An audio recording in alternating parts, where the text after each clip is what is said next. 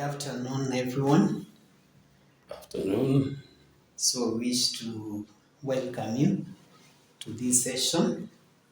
With us, we have FCS Lewis Kamau, the former chair of the Registration of Certified Public Secretaries Board. And today, we want to have a discussion with him about his journey in the profession. FCS Lewis Kamau, can you give us a brief about your professional journey as a certified secretary? Thank you very much, Patrick, and I want to also thank the Institute for giving me the opportunity to share my journey as a CS. I was registered as a CS in 1995, I think, 1995, I believe, the month of July. At that time, I was working for the national airline, Kenya Airways, and was in charge of the secretarial services as well as legal services.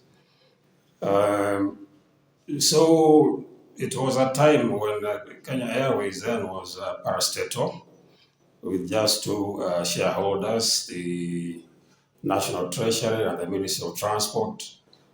So the company secretarial work was very limited, just servicing the board at that time and the usual maintenance of registers for members, for directors, and filing of returns, fairly limited amount of secretarial services work. Now, the situation changed considerably around that time, 1995, when the airline was undergoing privatization, became a public company, and obviously the nature of the secretarial services changed considerably. We had at that time the privatization involved bringing on board a strategic partner and then listing on the Nairobi Stock Exchange. Now, that time was we had the largest share register of members, 103,000. Nothing like that had ever happened in this country. We were the largest by shareholder numbers stock on the stock exchange. So the amount of secretarial services work increased a great deal. The AGMs it became a huge challenge, even organizing an AGM. I remember we had to take our first AGM to Kasarani. It was the only venue that could actually accommodate the number of people who showed up. There was a great deal of interest. So organizing the AGM is one of those events that I remember with a lot of, I will not put it in nostalgia, but it involved a great deal of work. Putting together the annual reports, for example. Before, we used to produce just a couple, less than 10 annual reports, because, two of them for the shareholders or the directors, and basically that was it. This time we had to produce over 100,000 copies and distribute them. So it was quite a task. Then we faced the new issues of investor briefings, when we had to keep investors updated on how the company was doing. So it was both challenging, both interesting, and I still recall that it's almost baptism by fire. As we moved on, it was then agreed the shares would be listed, cross-listed. The first company to cross-list the shares in Kenya was Kenya Airways. We did a cross-listing in the Uganda Stock Exchange. We did another cross-listing at the Dar es Salaam Stock Exchange. So we were breaking new grounds, and a lot of secretarial work was involved in all these initiatives. So from then on, it was basically keeping the stock exchange informed on a regular basis of anything that might be of significant to investors. And by the time I left the airline in 2003, I think myself and my team had settled down quite well in terms of managing the secretarial services work. Since then, in terms of my CS journey, I have been involved in training of CS members and a whole lot of other things that I think we shall discuss as we move on. Thank you, FCS Lewis Kamau, for those insights on your journey, your professional journey in the corporate secretarial work. FCS Lewis Kamau, you have worked in the corporate world in the field of corporate secretarial. You've also been in consultancy in governance, and you've also led for 2 terms as the chair of the Registration of Certified Public Secretaries Board. Could you give us a highlight on your practice of governance? Thank you very much, Patrick. Now, governance, in the earlier part of my practice as CS, obviously, governance was hardly an issue that was mentioned really in practices of CSs. Around 2000 is when you actually start hearing the word governance, which we then came to understand as the structures and the processes by which companies are directed and controlled. And I think I was certified as a governance practitioner and trainer around 2001. At that time, the Commonwealth Association of Corporate Governance teamed up with the Center for Corporate Governance in Kenya to start training directors and management on what governance actually involved. So I was personally certified in the year 2000, I think 2001 in September. We were, I think, the second team to undergo that training. And since then, I have been involved quite a lot in the practice of governance. A lot of that had to do with the creation of awareness of what governance involved in the country, and then training of directors and management on issues around governance. As the practice of governance increased, the awareness was increased, we were then able to get involved in areas of practice such as evaluation of boards. The induction of boards was also something that we were able to help out with. We also got involved in,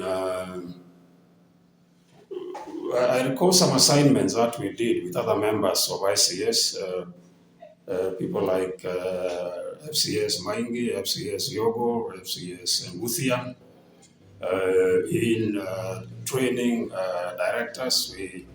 At one time we had an assignment to train very, very many directors of SACCOs, because SACCOs, at the time that we were doing that, which is around 2013, and that program still continues up to today, governance was seen as one of the biggest, poor governance was seen as one of the biggest challenges in the running of SACCOs. So with the regulator, SASRA, and another donor, it was arranged that we would do a training of almost around 500 directors. It was a project that we did, where we took about 500 directors through governance as it should be practiced within the SACCO societies management. It was transformational. It was transformational in many ways because we were actually taking directors who basically were not very familiar with some of these issues around how you structure the board to make it efficient. Issues around the processes that must be followed in order to have a good outcome in the boardroom, issues of that nature. There were also, being the financial sector, which is highly regulated, there are also numerous regulations around prudential management of deposits and issues like that. So it was an interesting challenge.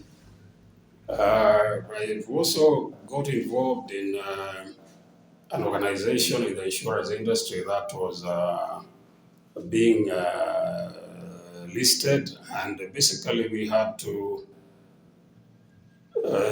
put in a lot of work to improve its governance for it to meet the challenges of listing on the stock exchange. So again, that was quite an interesting challenge.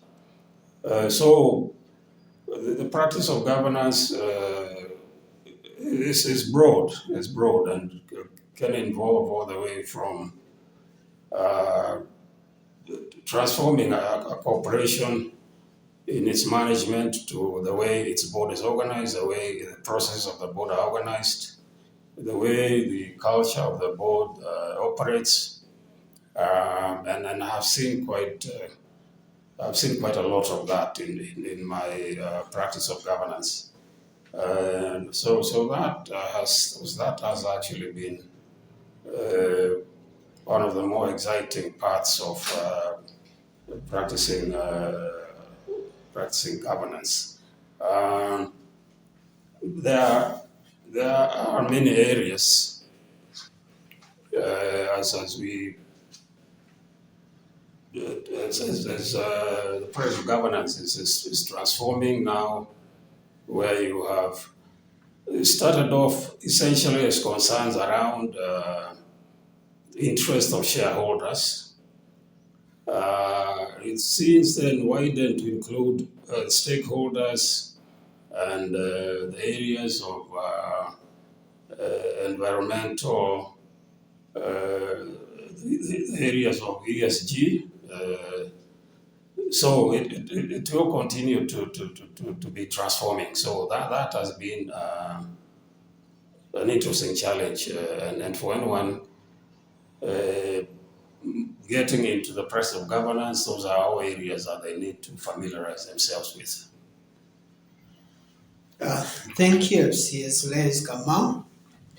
I understand that you are a fellow and a member of the College of Fellows.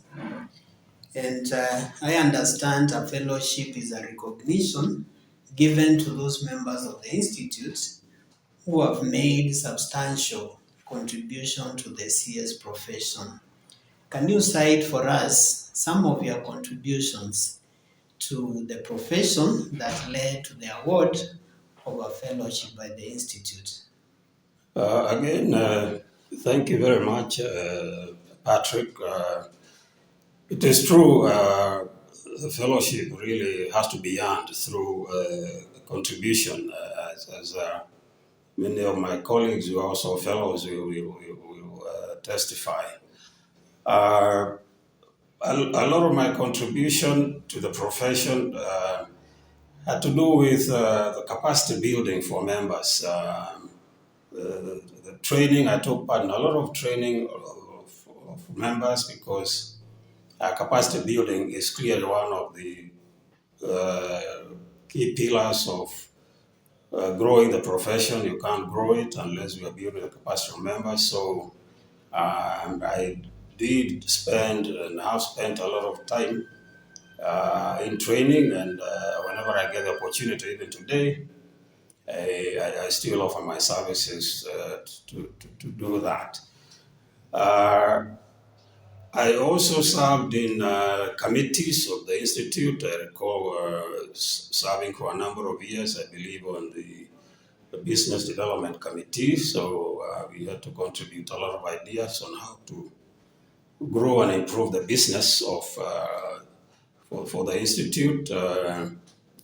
And I also participated in quite a number of task forces. The Institute, when they are getting involved in an initiative, they normally invite members to contribute ideas and make proposals.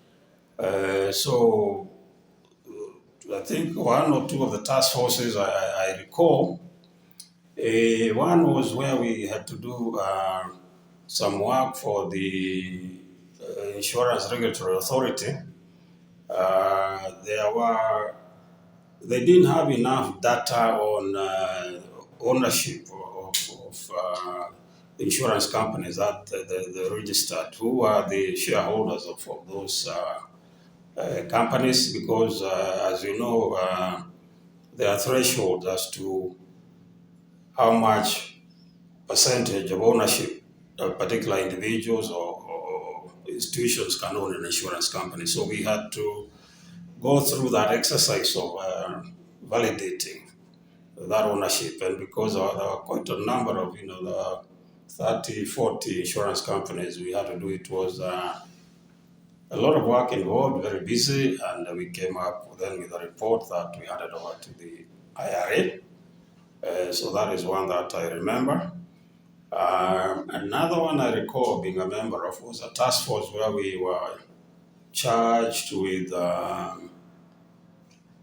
putting together recommendation. That was after the Constitution 2010, and then the devolved units of government were starting from scratch.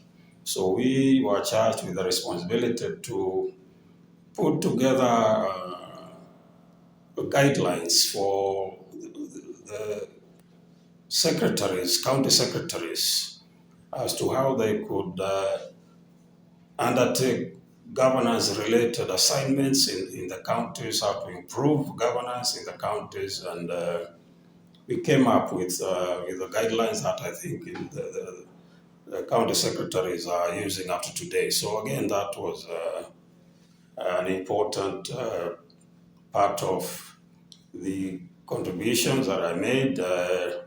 I also did serve as an assessor for the Champions of Governance, the award that the Institute does annually. So we would go out to organizations that are participating, collect data, and assess the extent to which they were compliant with good governance practices. So that was another aspect of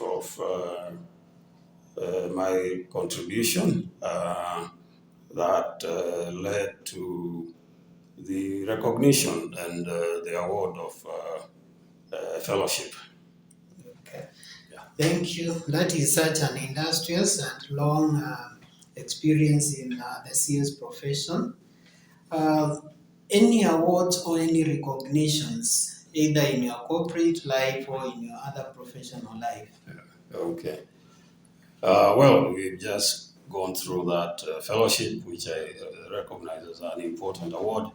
Another award that I also value, I cherish, is when we finalized the privatization of Kenya Airways. A number of us who were involved as part of the team that managed the privatization received the World Bank Award for Excellence for that year. I believe it was 1996. This was the first time that the World Bank was initiating that award globally, and the award was meant to recognize teams that had made a unique contribution to the actual process of privatization. And a number of us, team from the management themselves, a number of officers from government, a number of officers from the private sector who were involved in advising and undertaking tasks, and a number of officials from the World Bank were also involved. So that is one award I cherish very much. The award, the World Bank Award for Excellence. I think that was 1996, and only two entities were recognized that year globally, and one was the Kenya Airways team. The other, I think, was a team working in West Africa on some major infrastructure project. So that is something I still cherish. I still have that award somewhere, and it's something I'm quite proud of. Thank you, FCS. In the year 2021, the Institute of Certified Secretaries and the Registration of Certified Public Secretaries Board conducted a research on the state of the CS profession in Kenya. And informed by that research, it was indicative that the majority of the membership of the Institute are above 40 years. So what would be your vision for the CS profession in Kenya going forward? Well, going forward, I see many challenges, but one is, excellence has to start from within. So the collaboration among those institutions that are involved in promoting of good governance. I have in mind institutions like CASNEB, which is the examiner, ICS itself, the Institute for Certified Secretaries, the registration board, and the other institutions that are involved in training of students. I think part of what we agreed upon during my tenure as the chairman of the board was on the need for collaboration among these institutions so that the challenges of growing the numbers of CSs, for example, which still remains a major challenge, that could only be achieved through collaboration among these institutions. The challenges around doing joint research of the kind that you're mentioning, that really has to continue, because we, as a profession, we must learn to operate on the basis of data, verified data. So that sort of joint research is very important. The joint marketing of the awareness creation of the profession, that again is important. Joint marketing initiatives. That is something that is required to achieve the vision, which for the profession was has always been for the last 10 years, aiming to be a globally recognized governance profession, and that cannot be achieved without that level of collaboration. Another part of that vision is working with government, particularly through the National Treasury, because Patrick, as you know, the National Treasury is the parent ministry for many of the professions that are concerned with governance. If you're talking about accounting, the corporate secretarial and governance profession, they are housed there. The Institute of Supplies is also housed there. The investment, the professionals who advise on investments, they are also all under the umbrella of the National Treasury. So all these professions working with the National Treasury to integrate the practice of governance in major government projects. I think that is something that I see going forward as very important. When the Big Four, as the national initiatives came up, one of the things that was highlighted as an enabler for achieving the Big Four was governance. How to achieve that in practice became an issue, and really, for me, the professions have to get together to see how they can help support governance to truly achieve that objective of having governance as a key component in all projects going forward.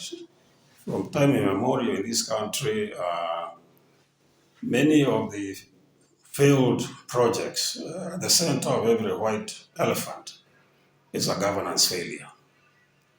And to that extent, then, we as the professionals that are involved in promoting, in practicing good governance, part of the vision I see is us coming together to assess and see how we can help government incorporate good governance practices in policy making, in project management. If you take the issue, for example, of risk management, there is not much structured risk management that goes on in project implementation. And you're talking of huge projects where managing risks can really minimize wastage, avoid the collapse of projects, etc., etc. So those are some of the things that I see as important. The other part of my vision, of course, is as a profession transforms. If you recall, it started off in the early years of the Industrial Revolution, when the role of the CS became recognized through legislation in the 1850s in the UK. The role has transformed and keeps transforming as we move through each industrial era, and my vision is as we now move to the fourth industrial revolution of AI, the Internet of Things, and all the new things that are coming up, that as a profession we shall be able to keep up and transform and remain a solid team of professionals that are able to cope with all these changes that are going on. Thank you, FCS. Registration data from the Registration of Certified Public Secretaries Board indicates a trend where application for membership is coming from young graduates and young CSs, and also initiatives by the ICS have been introduced, one of them which is the revival of the Students Association of the ICS, and also a mentorship program to mentor young CSs who are getting into the profession. FCS, what would be your message to young CS graduates and aspiring certified secretaries? Okay. The young members are really the future of the profession, and as I've just indicated, they're coming in at a time of tremendous transformation, tremendous volatility, tremendous uncertainty. So the profession they are finding, as they are admitted, the profession is a very different profession from the one that we entered many decades ago. But at the same time, it's difficult to know where you are going if you don't know where you are coming from. So for me, the first part of my message to the young members is try to understand how the profession has evolved over the past centuries, so that you can understand what are the challenges for the future. If you recall, Patrick, I think it was around 92 when in the Cadbury report it was indicated that to manage the challenges of governance, the company secretary must receive recognition, but not just recognition, but an expanded role and assignment. If I recall, the words of the report was that the board must rely on the sound advice of the company secretary for it to properly discharge its obligations in governance. Now, that was basically reframing the role of the CS, because as I indicated before that, it tended to be fairly mundane in terms of minute taking, filings, resolutions, etc. But now the role was being given a central position within the management and governance of organizations. So that will continue because the challenges are becoming even more complex. Today, out of the blue, we are talking about the collapse of the Silicon Valley Bank, huge institutions like Credit Suisse. And if you try to understand what has happened, is the issues that I mentioned around risk management, the risks around, for example, liquidity, have not been managed as they should in those institutions if you actually check what is happening there. So the role then of the CS in advising the board will keep expanding as the challenges expand. We are getting into new uncharted waters of pandemics, climate change, and those kind of challenges where the CS really has to be at the center of contributing in stabilizing organizations and ensuring their sustainability. So part of my message then to the young members is it's your responsibility as a CS to chart your own path in terms of developing and growing your talent. For a young member, I would also say grow the portfolio of your talents, but also specialize. Be recognized, be known for a particular talent that people will call on you because of the amount of effort you have put into developing, a particular talent that has a place in the marketplace. So again, to the young members, specialize in something that will earn you recognition. But going even beyond that, in terms of charting your own career, look at life even beyond being a CS. The thing about being a CS is if if you do a survey of the CEOs, for example, very few, only a small minority rise from CS to the CEO, and there is a reason for that. Because the CES position is what we call a staff position. It's a support position. And so the people who tend to make it to the CEO's office tend to be those people who are managing line operations of an organization. You don't need to be, an accountant or engineer. You just need to know the nuts and bolts of the operations of the organization.